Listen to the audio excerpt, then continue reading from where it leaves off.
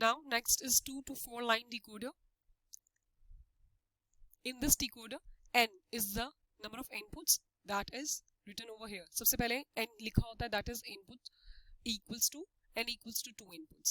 And then ये वाली position मैंने आपको बताया m की होती है, which is the output lines. M is equal to is given with the formula 2 raised power n is equal to 2 n की value place की, which becomes equals to 4 output lines. आप directly यहाँ से भी input and output lines को देख सकते हैं, लेकिन जब हम डिजाइनिंग ऑफ डिकोडर्स और फर्दर क्वेश्चंस में जाएंगे ना इसके सॉल्व करने के लिए, तब हम देखेंगे कि हमें इस फॉर्मूले की एट टाइम जरूरत पड़ती है. इसलिए मैं ये साथ साथ फॉर्मूला आपको डिस्प्ले कर रही हूँ कि हाउ यू विल आइडेंटिफाई कि अगर इतनी इनपुट्स गिवन है तो उसकी आउटपुट लाइंस कितनी होंगी and vice versa. This is the block diagram of your 2x4 line decoder. Now the input lines are 2 and there are 4 output lines with the formula 2 raised power n. The first line of the input line is represented with A0, A1. The 4 output lines are represented by D0, D1, D2 and D3. Now the table for this 2 to 4 line decoder is, as we know there are 2 inputs, so how many binary combinations will be in the truth table? There would be 4 binary combinations at the input side, 0, 0, 0, 1, 1, 0 and 1, 1. Take care of the most significant and the least significant side. I have written A1 at the most significant position and least significant की position पे मैंने A0 लिखा है. ये देखिएगा, आप block diagram में जिस तरह मर्जी इसको डिस्प्ले कर सकते हैं. मैं A1 यहाँ भी लिख सकती थी और A0 नीचे भी लिख सकती थी. इसी तरीके से D0 की काउंटिंग में यहाँ से D0, D1, D2, D3 ऐसे भी लिख सकती थी. That is up to you. उसकी वजह क्या है, ब्लॉक डायग्राम पे आप जैसा भी बना सकते हैं, it does not matter. But when you will draw your truth table and when you will assign the input values on this block diagram, then you have to be very careful कि आपने truth table पे most significant और least significant किसको लिया है. इस time मैंने जो टेबल बनाया है उसमें मैंने ये बात स्पेसिफाई कर दी है कि मेरा A1 मोस्ट सिग्निफिकेंट है एंड A0 लीस्ट सिग्निफिकेंट है. मैंने जैसे भी ब्लॉक डायग्राम बनाई हो, अब मुझे ये बात मालूम है कि मेरा A1 पे आने वाली बिट मोस्ट सिग्निफिकेंट कहलाएगी और A0 पे जब भी मैं कोई बिट लिखूंगी तो वो मेरी लीस्ट सिग्निफिकेंट कहलाएगी. ये बड़ी कॉमन मिस्टेक है जो स्टूडेंट्स करते हैं. और जब truth table and block diagram बनाए और उस ब्लॉक डायग्राम पे अगर कोई क्वेश्चन में गिवन हो कि जी आप ये वाला कोई भी input combination test and run करके शो करें, तो उस टेस्ट एंड रन में ये चीज अक्सर स्टूडेंट गड़बड़ कर देते हैं कि वो यहाँ पोजीशन पे जब बिट्स लिखते हैं ना तो इधर की पोजीशन लीस्ट सिग्निफिकेंट की मोस्ट सिग्निफिकेंट बना देते हैं while applying the binary combination, तो वो पूरा क्वेश्चन ऑपोजिट हो जाता है. So I always say in your digital systems or in your binary inputs and outputs कि you have to be very careful. आपने most significant and least significant की positions का ध्यान रखना है. With respect to your truth table, you will assign कि आपने इस variable को most significant लिया है, इसको least लिया है, and then according to that you will apply the same method of most significant and least significant on your circuit diagram while applying or doing test and run over here of the binary input combinations. अच्छा, अब हम ले रहे हैं जी input combination हमारा 0 0, similar to our mean terms. 0 0 in decimal it is equal to 0.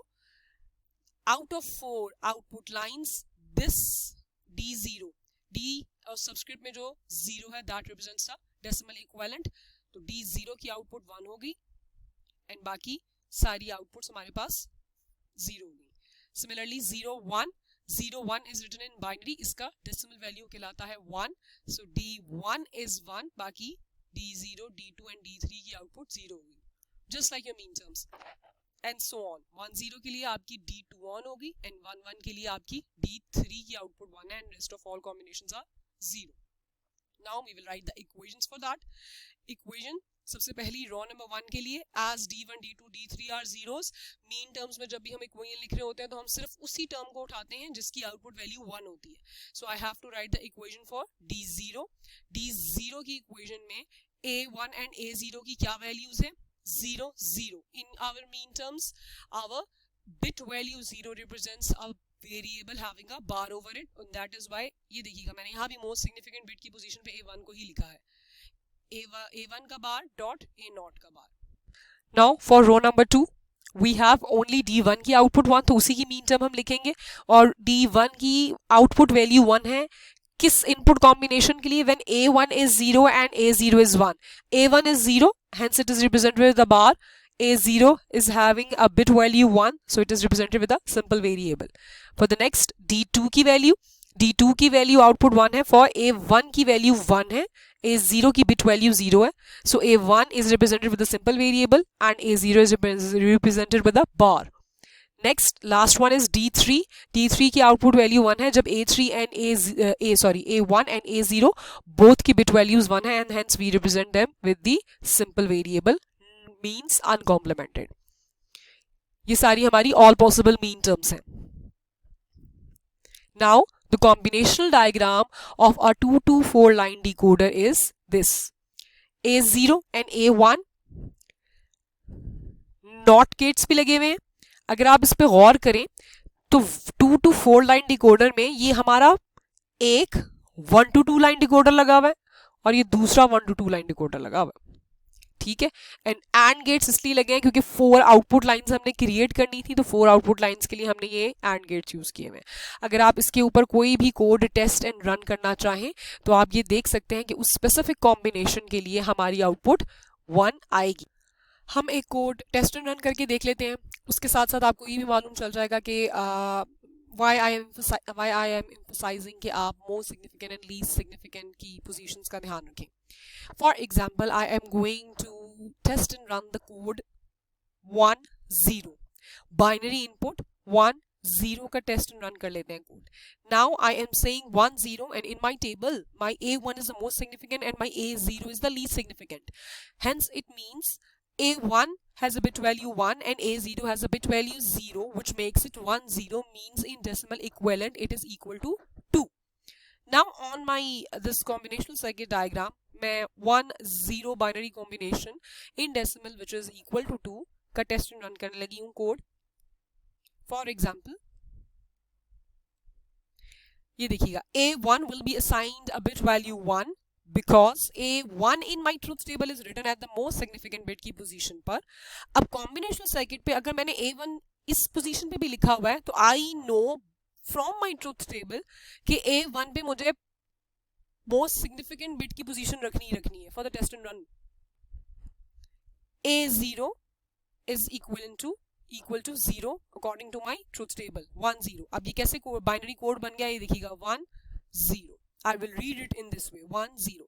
अब आपको शायद ये बात ज़्यादा बेहतर तरीके से समझ आ रही होगी जब मैं इधर emphasize कर रही थी कि हम most significant and least significant का ध्यान क्यों रखते हैं ट्रूथ टेबल पे. एंड अकॉर्डिंग टू दैट हम जैसे भी डायग्राम में इनपुट्स एंड आउटपुट्स को लेबल कर लें ऊपर नीचे करके जिस तरीके से भी, मतलब असेंडिंग ऑर्डर तो हमने रखना है लेकिन बॉटम टू अप रख लें या टॉप टू बॉटम रख लें ऑर्डर को, whatever the order is, but we have to very much take care of this point that we have to take care कि according to our truth table our most significant and least significant positions of the bit has to be matched. Now this is the 1 0 binary code. A1 is 1 and A0 is 0. According to that अब ये जो आगे हमारे combinational logic gates लगे हुए हैं उसमें there is this not gate and this not gate. जैसा कि मैंने आपको बताया 1 to 2 लाइन डिकोडर भी है. ये देखिएगा ये 1 to 2 लाइन डिकोडर है. ये देखिएगा नॉट से गुजरा और A नॉट सिंपल गुजरा, A1 नॉट से गुजरा और A1 सिंपल गुजरा. ये वो चीज़ है जो भी हम आगे जाके मज़ीद डिटेल में करेंगे, बट आपको इधर से एक आइडिया हो चुका होगा कि आप हायर ऑर्डर डिकोडर बना सकते हैं लोअर ऑर्डर डिकोडर से. लोअर ऑर्डर डिकोडर यहाँ 1 to 2 लाइन है और हायर ऑर्डर डिकोडर आपका 2 to 4 लाइन डिकोडर है. Now on this and gate अगर हम D0 की वैल्यू को इवेलुएट करना चाहें तो दिस गिवन इनपुट कॉम्बिनेशन क्या होगा, 0 नॉट से गुजरा 1 आ गया इस इनपुट पे, 1 नॉट से गुजरा 0 आ गया. एंड गेट है 0.1 इक्वल्स टू D0 हमारे पास क्या हो गया, D0 हमारे पास 0 हो गया. ये देखिएगा ट्रुथ टेबल के अंदर D0 हमारे पास 0 है. Next for second and get same combination के लिए, क्योंकि हम एक ही कॉम्बिनेशन के लिए चारों आउटपुट लाइंस को देख रहे हैं ना, चारों आउटपुट लाइंस की आउटपुट मैं आपको शो कर रही हूँ कि हमारे पास ये आउटपुट्स ऐसी ही आ रही हैं एज इट इज, जिसमें सिर्फ D2 को ऑन होना है, D2 ही आउटपुट 1 देगा. Now for the next gate 1 not से गुजरा 0 हो गया, इसकी पहली इनपुट कनेक्टेड है डायरेक्टली 0 से, तो वो डायरेक्टली 0 यहाँ आ गया. सो D1 की आउटपुट क्या होगी? 0.0 इज 0. ये देखिएगा, for input combination 1 0 we have a D1 equal to 0. For third and gate, third and gate की ये पहली इनपुट किसके साथ अटैच है? इसके साथ. Passing through a 0 passing through a not gate will make it 1, and दूसरा 1 डायरेक्टली अटैच है. ये देखिएगा 1 1. D2 is equal to A1 A naught का बार. It means 1.1 will give us output 1. For the last AND gate, we have connection 0 and 1. So we have 0 and 1 over at this inputs, and D3 will give us 0. ये देखिएगा, सिर्फ D2 पे output 1 है, और यही बात हमारी यहाँ है. D2 पे output 1 है at the given input combination 1 0, और ये D2 ही उसका decimal equivalent है. बाकी रेस्ट ऑफ ऑल के लिए वो जीरोज आउटपुट दे रहा है. अब आपको शायद ये बात क्लियर भी हो चुकी होगी कि ये हम अकॉर्डिंग टू मीन टर्म्स के उसको डायरेक्टली कह देते हैं और उसी तरीके से उसका ट्रुथ टेबल बना लेते हैं, क्योंकि ये आपने बात कॉम्बिनेशनल सर्किट पे उसको टेस्ट एंड रन करके भी देख ली है 2 to 4 लाइन डिकोडर के लिए. अब एक और चीज़ आपके ज़हन में आ रही होगी कि how we will create this combinational circuit diagram. ये तो एज इट इज बनी हुई थी, इस पे आपने टेस्ट एंड रन कर दिया. फॉर एग्जांपल आपको आ जाता है जी 2 to 4 लाइन डिकोडर की कॉम्बिनेशनल सर्किट डायग्राम बनानी है आपने. Now what you will do, you can make this combinational circuit diagram from these equations, and these equations you have achieved it from this truth table. ठीक हो गया. In equation से ये देखिएगा, सबसे पहले आप D0 का एंड गेट बना लेंगे. D0 का एंड गेट बना लिया. अब आपको मालूम है पीछे A1 बाहर होके आ रहा है और A0 भी बाहर होके आ रहा है. ये देखिएगा, A0 भी बाहर होके आ रहा है और A1 भी बाहर होके आ रहा है. ये D0 बन गया, एक एंड गेट बन गया. अब D1 के लिए दूसरा एंड गेट लिया. D1 की इक्वेशन क्या है? A1 का बार डॉट A0 का बार. तो A1 आप बार करते हुए इसके साथ कनेक्ट कर देंगे, और A0 के ऊपर बार नहीं है तो A0 आप यहाँ डायरेक्टली कनेक्ट कर देंगे.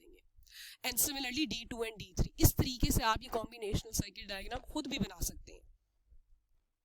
Next is our 3 to 8 line decoder. N is the number of input which is equals to 3. M equals to 2 raised power n.